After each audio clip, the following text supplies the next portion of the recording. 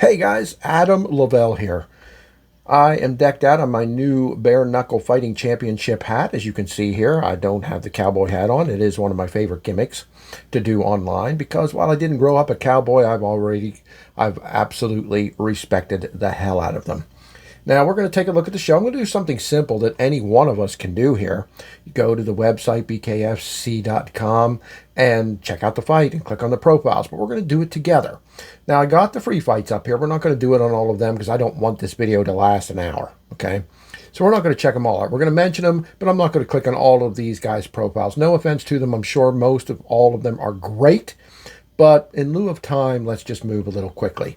James Gray versus Roderick Strong. This looks to be James Gray's first fight in BKFC, and it will be the fourth fight of Roderick Stewart. So you think odds would lean in Roderick's favor, but we'll have to wait and see. The second fight on the free show is Terrell Johnson versus Kevin Sims. Terrell's not had a fight in BKFC yet, and this will be Kevin's second fight. They're pretty close in height. Everything's pretty close, so we'll have to see how that goes. Jeremy Sauceda, I believe, I don't know, Israel Rodriguez. Jeremy, at 4 fights, is considered pretty experienced in bare knuckle boxing. Israel has no experience, so I would think odds would lean towards Jeremy's side. But what I like about these free fights is this is these guys' opportunity to shine, either work their way back up into the main card where they probably once were, or to get a shot further in the company by winning a big fight, their first big fight. But here's the one I want to take a look at. I think this should be on the main show just because of the feeling I get. I'm talking about Cameron Delano coming in here out of the bull riding circuit, right? Taking on Jesse DeRosier, who is an American native. He is an Indian, if you will. Cowboy versus Indian is how they're pushing this one. Makes sense, I guess. But both of them are 0-0-0 in bare knuckle fighting. I don't know much about either of them, to tell you the truth. I have seen Delano on 2 podcasts, so I get a feeling there's some people out there who are like me that think this guy could be a star. No offense to Jesse. No offense at all. I think he's an MMA veteran. I think he's been around the MMA scene for some time, so he could absolutely win this. There's no doubt about it. Let's check on his profile real quick here, see what he tells us. All right, he is professional debut in bare knuckle against Cameron Delano. He ran up an amateur record of 2-3. A Native American, Dossier toes the line for the first time in an interesting matchup. He brings power into the squared circle with fast twitch movement and a great counter striking. So he's a counter striker. He has a slight fighting experience edge over his fellow debut and looks to make a statement at the highest level. So, okay, not a whole lot of experience, not as much as I thought with Dossier here. In the press conference, a reporter said, "You are known to go full force and either win by knockout or you get taken down and submitted. So how do you feel about this? You're still going to come full force?" And he said, "Look, I'm not going to be able to be taken down here, so I'm going to bring all my power and I'm going for a knockout." Now, I can't tell you why Cameron Delano appeals to me, other than, he's a cowboy, and I've always respected cowboys. I'm not wearing my cowboy hat gimmick here, because really, this is the only place I can wear it in Pennsylvania. Nobody but weirdos or people that literally come from a cowboy-wearing hat state really wear cowboy hats in Pennsylvania. So I like to wear it when I can, and I can wear it on these videos, but I had to sport my new hat here. Cameron Delano, he comes from professional bull riding. And I've seen him on 2 podcasts, and he's got some charisma. He's got something about him that's memorable, something about him. The cowboy gimmick, if you're good at it, is always memorable because many of us miss those days. The old westerns when men were men. I do. God, not that I lived through them, but I long for days where men were men. And you get that in bare knuckle fighting for sure. And I think we're going to get this a lot from this gentleman right here, Cameron Delano. He talked about he was beat up by a bull. Now, he didn't bite one, obviously, but he was thrown off and stomped on by a bull, stomped on his face. He said he broke his bone, he cracked his skull open. He had a helmet on and cracked a 2 or 3 inch opening in his skull from a bull, and he was not out. He stayed. He said he saw stars, but he was still alert and with it. Kind of a scary prospect there for DeRosier, or however you say his name, forgive me, DeRosier, because this guy has taken on bulls one-on-one when he's falling off of them and riding them and getting kicked by them and stomped by them and kept frickin' going. He described himself as an adrenaline junkie. Look, I'm rooting for this guy. I put on one of the podcasts I watch him on to sign me up as the president of his fan club. So I hope he doesn't disappoint me here. And I really hope he comes out the winner. Again, no offense to his opponent at all. But I just have a feeling about Cameron. And I hope it's not wrong. Then we're going to go to the main card. We're going to take a look at these guys here. We got quite a bit of fights here. Brandon Manesi versus Willie Gates. Willie Gates has a unique look. Let's take a look at him real quick. He is 0-0-0 in bare knuckles. So Willie whoop-ass Gates, look at that blonde goatee and that black hair. Got a sort of a Scott Steiner thing going on there for those of you who used to watch wrestling like I once did. You can see the collection behind me. American mixed martial artist, fight experience in promotions like Bellator and UFC. So you got to give him that.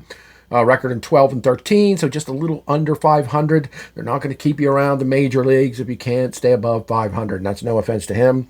I could never even have the record like that, so props to him. But now he's going to come and go to bare knuckle and try to make a reputation for him. He took 2 years off of competition, looks to come back and make a statement here. 2 years is a long time. He looks like he stayed in shape. I'm sure he's prepared for this fight. Outside of fighting, he's a father and a husband and a comedian. How about that? A comedian. Funny guy here. Sense of humor and lifestyle outside the cage help him keep grounded, and he's a dangerous competitor for a lot of fighters. And he's taking on Brandon Manesi, who is 0-0-1, so he's a draw in bare knuckle in his one fight. Brandon Manesi is relatively new to professional fighting, but has been in the game since 2010. I guess that means he's been training and working out for something, I guess. Turned pro in 2022. 12 years until he turned pro, had 2 fights before taking off the gloves and having a draw in his first match against Cody Mitchell. Returned to MMA, but realized his true love is feeling the bone-on-bone carnage that comes with bare knuckle. Love it. He's undefeated without gloves and looks to continue, because he had a draw, looks to continue his momentum all the way to title contention in the lighter divisions, 135 or 14. So we'll have to see what works out there. And we have Paco Castillo versus Jake Heffernan. Paco Castillo, his first fight. He has a lot of MMA experience. 12-33. Holy hell. I mean, I'm not disrespecting any of these guys. If you step into an MMA cage, you're the man. You're tough as hell. Even CM Punk gets a lot of heat, if you will, in professional wrestling for, I think he had 2 big losses in the UFC. Didn't look good, but find me another pro wrestler. Find me many of them that has ever had the ability to step in an MMA cage. They're few and far between. Bobby Lashley, a few others. But he didn't have any exciting fights that jump off the page. It says here 20% of his fights have gone the distance.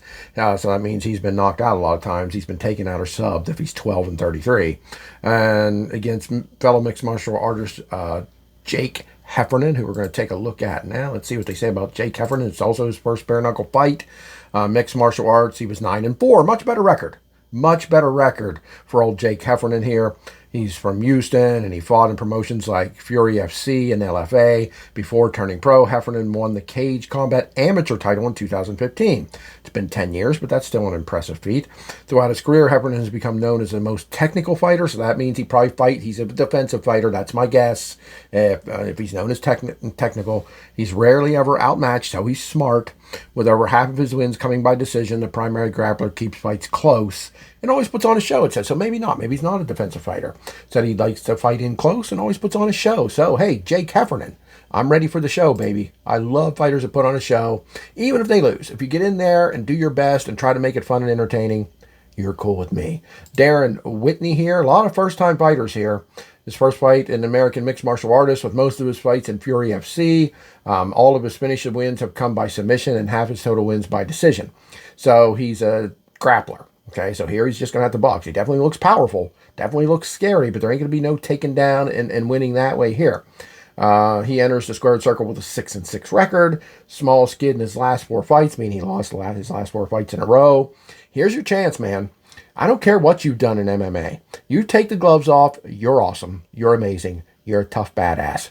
But here's your chance to be even better than that. Here's your chance to say, I don't care what my MMA record is. I'm a fighter, a bare knuckle fighter, and I'm going to show you what I'm all about. So let's see what Darren Whitney can do with that. Rodney Hinton, this is his second fight in bare knuckle.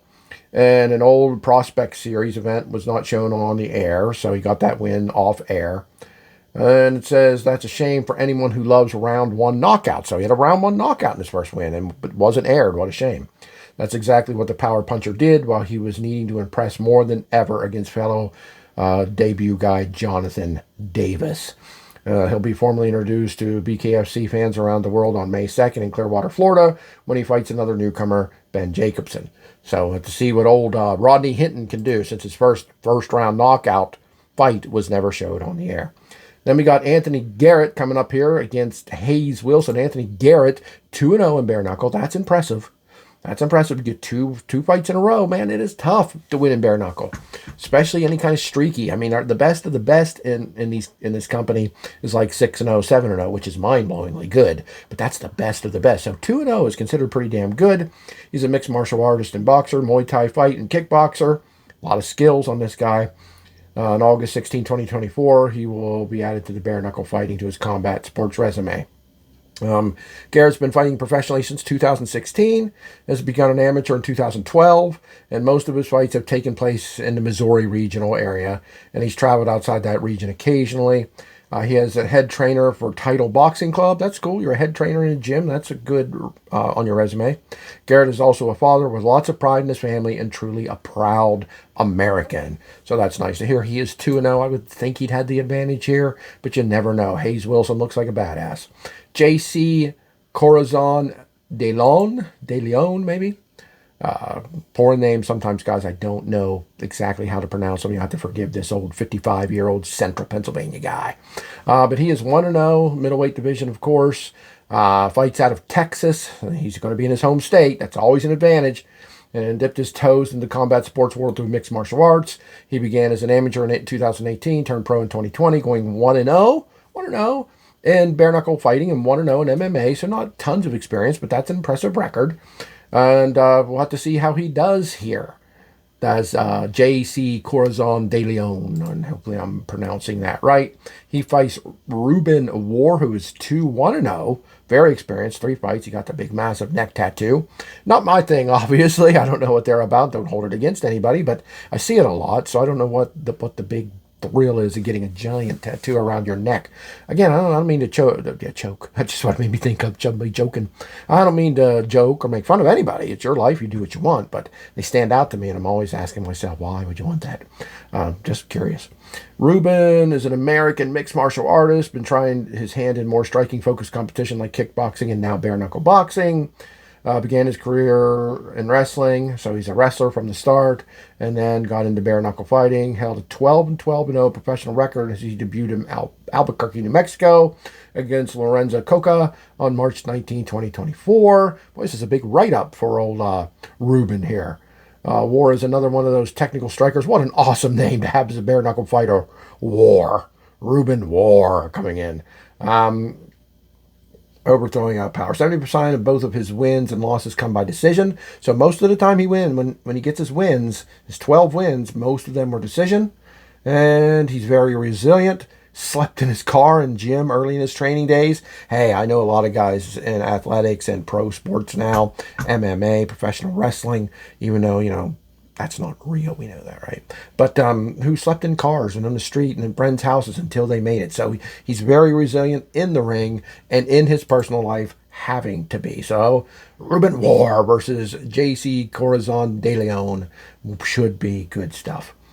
Kenzie Morrison versus Alex Davis. Alex Davis is 1-1 in bare knuckle, but Kenzie Morrison. Now, this guy has some interesting lineage here. Kenzie Morrison is an American boxer, a rich family history. Like I said, a lot of lineage here. Proud to be the son of the legend Tommy Morrison, who was the 2-time heavyweight champion and had an illustrious career, paving the way for Kenzie to make his own waves. Now, Morrison ran up a 22-1-2 record. Damn. In regular straight-up boxing, he was 22-1-2. Towing the line in the squared circle for the first time. We know he can fight, and we know he has big power. With 20 knockouts to his name. Why does this guy leave boxing? Please don't misunderstand. Bring it all. Get rid of boxing and make it all bare knuckle because it's the best, baby. Bare knuckle's better than anything. There's no doubt about that. Not to this guy's mind, okay? But man, out of his 22 wins and 1 loss, 20 of them were knockouts. Well, slap me silly there, Kenzie. And you could knock me through the next room, I would assume. He had a big debut against two-fight BKFC veteran Alex Davis, and all eyes are going to be on that matchup outside of the top 3 fights for sure. That, just reading this has got me psyched. I knew this guy's lineage, and I was excited about that. But now he's coming in from boxing. A lot of guys, and they seem to, I don't know how to say this. I don't want to put anybody down, but sometimes there's sort of been they're backsliding or having issues in boxing or MMA or something. They come in the bare knuckle and be like, damn it, I'm just going to take the gloves out and try to knock someone out, right? Which I love. That's cool. This guy's coming in with a major winning record from the sport of boxing and taking his gloves off. And damn, I can't wait to see what he does against Alex Davis. 1-1-0 in bare knuckle. Alex Davis started his fight career in 2021 in MMA. It was short but active Army career. Davis went 3-0 with all finishes via early knockout. That's pretty cool. Something bare knuckle fans love to see. We do. We love our early knockouts, no matter how fast it makes the show go. He made the switch to traditional boxing, and he went 5-7 and 1 in the sport. Now he's with. See, that's what I'm talking about. And it's not a terrible record. Bless all these guys. They're a hell of an athlete, all of them.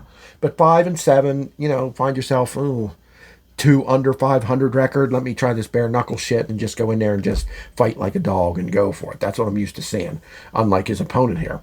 Davis will move forward with little regard for his safety, so he's a fun fighter. Now, I know Woody's not very smart. Okay, maybe. But I love guys that just want to finish fights. He believes in his chin, and he believes he will have the superior power. Will he, though, over the mighty Kenzie Morrison making his debut? This is something I want to circle here. I'm not saying it's going to be the best fight, but it could be the most interesting. Then we got Jessica Evil Eye, cool nickname, easy one to come up with, but cool, taking on Maria Agapova. Neither one of them have a win in bare knuckle fighting. Let's just check out Jessica Evil Eye here. Another big write-up, born in Akron, Ohio, 26 MMA fights, 15-11, so several fight win over 500. Fought for a title against one of the very best mixed martial artists, male or female, and Valentina Shevchenko. Yeah, isn't that the Bullet?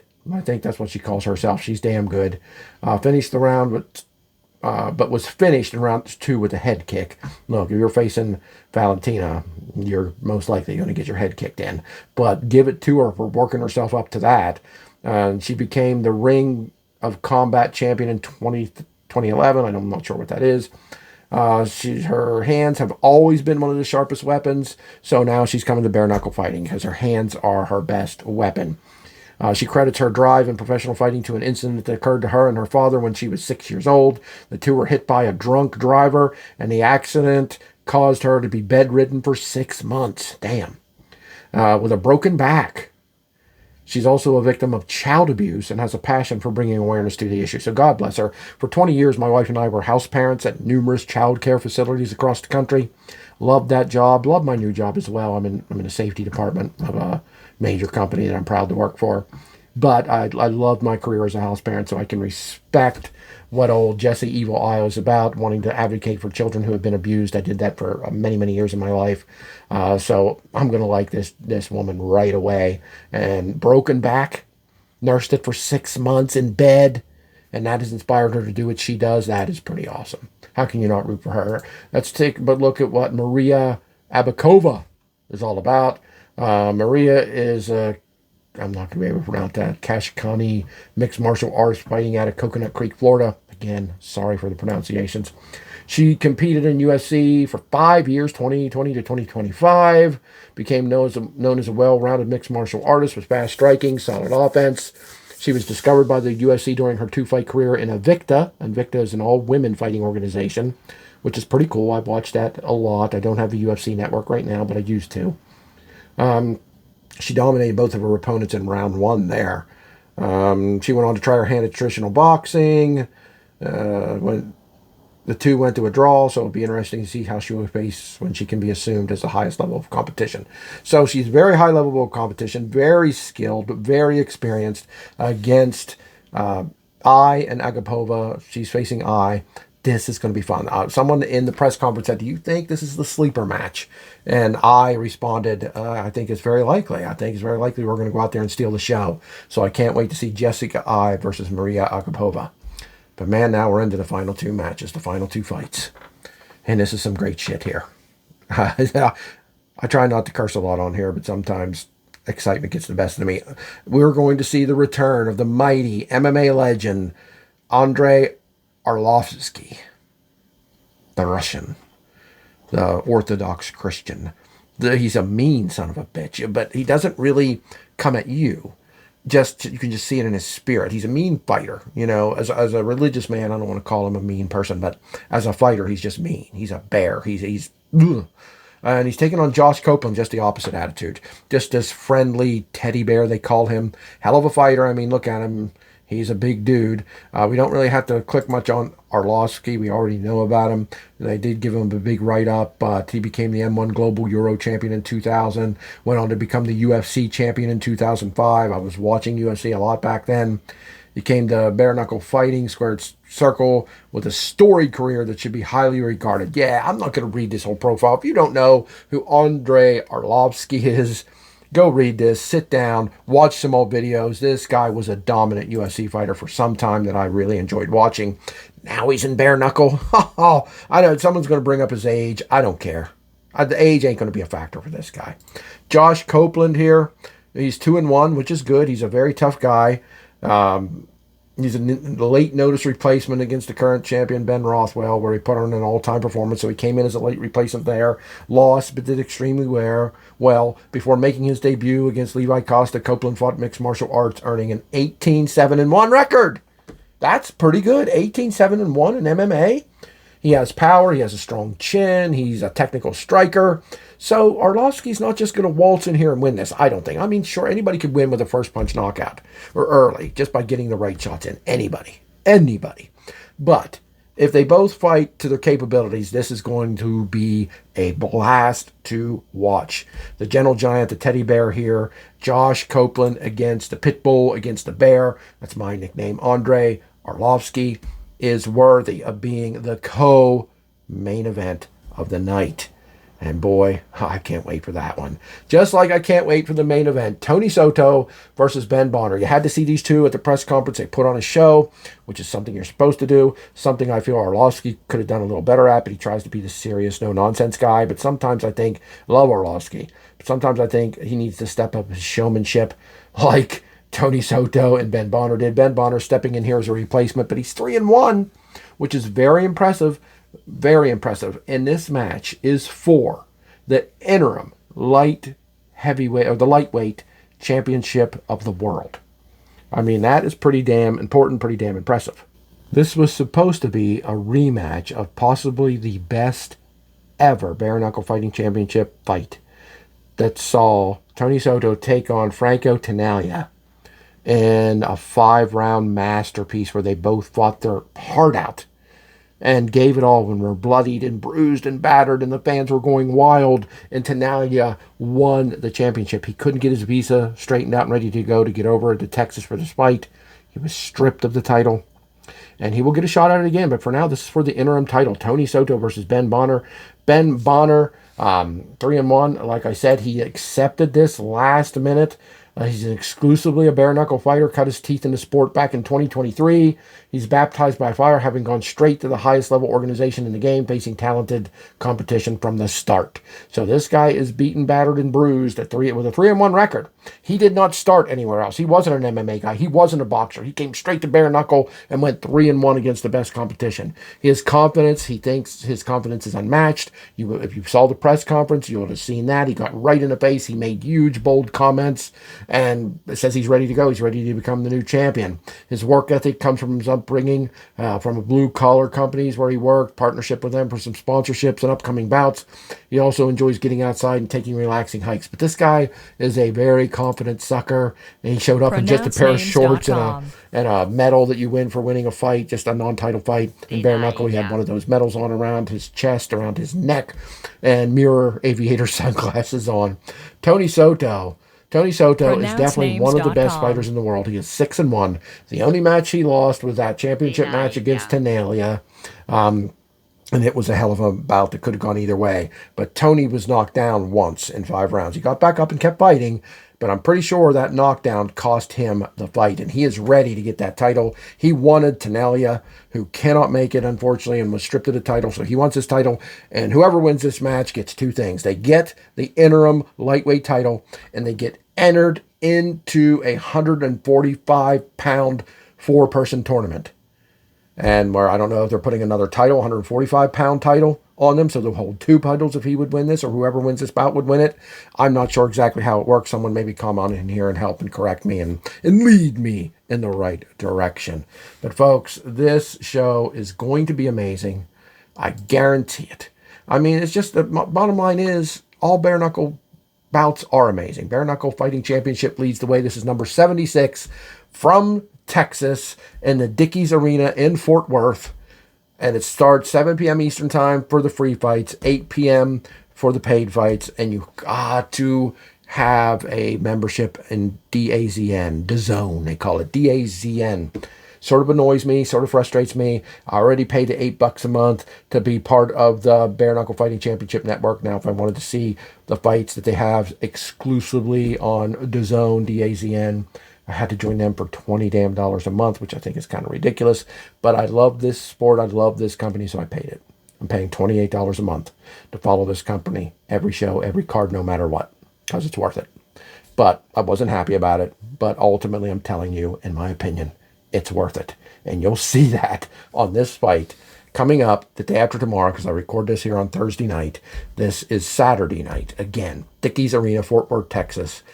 Bare Knuckle Fighting Championship number 76. Man, I can't wait.